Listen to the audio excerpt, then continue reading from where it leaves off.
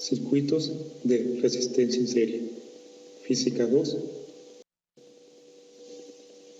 Lo primero que hay que saber es ¿qué es un circuito eléctrico?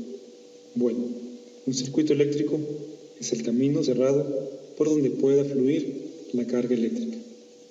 Un circuito de resistencias, independientemente del tipo de circuito, ya sea paralelo, mixto o en serie, se compone de generador, que es el producto de la electricidad. Es el dispositivo que pone en circulación a los electrones. Si estamos hablando de corriente directa, lo pudiéramos obtener de lo que comúnmente conocemos como pila. Otro de los elementos de un circuito de resistencias, obviamente, son las resistencias, cuya función es oponerse al paso de la corriente eléctrica, disminuyendo así la intensidad de la misma, las cuales vienen con códigos de colores, el cual, dependiendo de la posición del color y el color, indican la magnitud de dicha resistencia. En nuestras casas utilizamos focos. Estos, en la instalación eléctrica, actúan como resistencias, pero estos ya tienen un propósito diferente, que es iluminarnos. Como tercer elemento, tenemos a los conductores, que son los que unen a las terminales del generador y de las resistencias, y comúnmente los conocemos como cables. Para efectos prácticos, en la solución de problemas, para cada elemento existen símbolos que los representan, los cuales se muestran en esta figura. Este símbolo es utilizado para representar la batería o alguna otra fuente de corriente directa. Estos otros símbolos representan a las resistencias.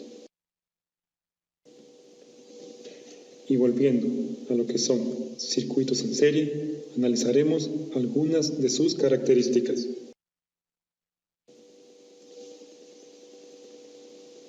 Para formar un circuito en serie, debemos colocar las resistencias una seguida de otra.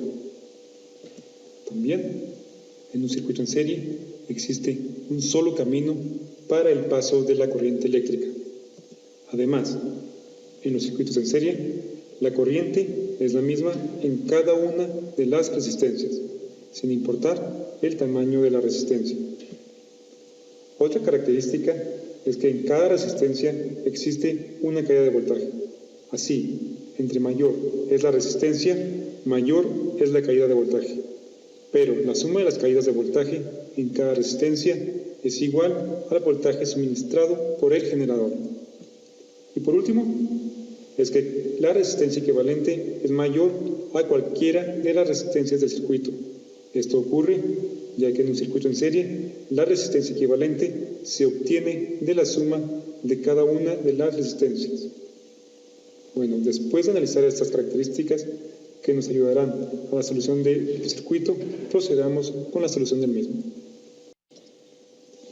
En este ejemplo, contamos con un generador o pila que nos proporciona 18 volts. Además, contamos con una resistencia R1 de 200 ohms. También tenemos una resistencia R2 de 100 ohms. Y por último, una resistencia R3 de 300 ohms.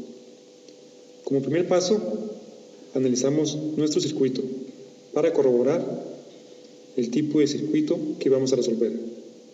Bueno, en este circuito, al existir un solo camino para el paso de la corriente, estamos efectivamente ante un circuito en serie.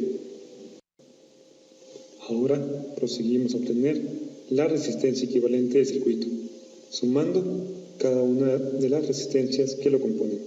En este caso sería la resistencia R1, la resistencia R2 y la resistencia R3.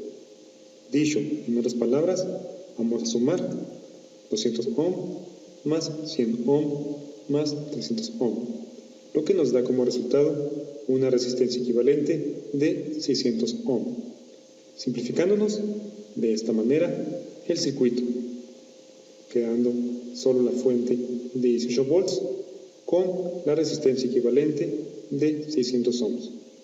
Ahora que ya contamos con la resistencia equivalente, procedemos a obtener la intensidad de corriente del circuito, la cual será la misma para cada resistencia del circuito. Para obtener la intensidad de corriente, aplicamos la fórmula: intensidad de corriente es igual a voltaje entre resistencia.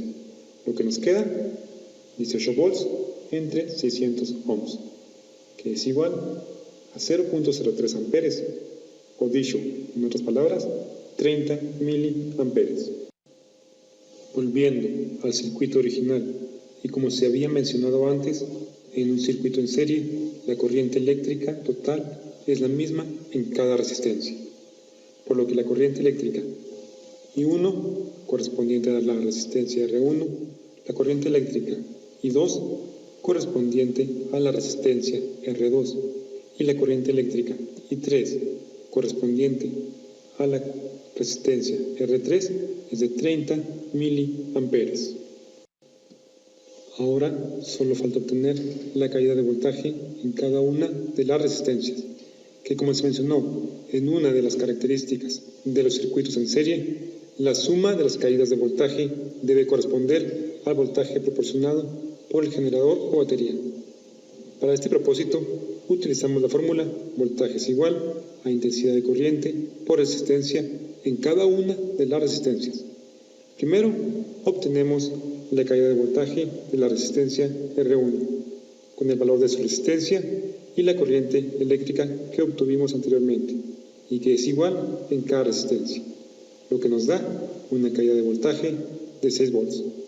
De igual forma, obtenemos la caída de voltaje de la resistencia R2, que nos queda 3 volts.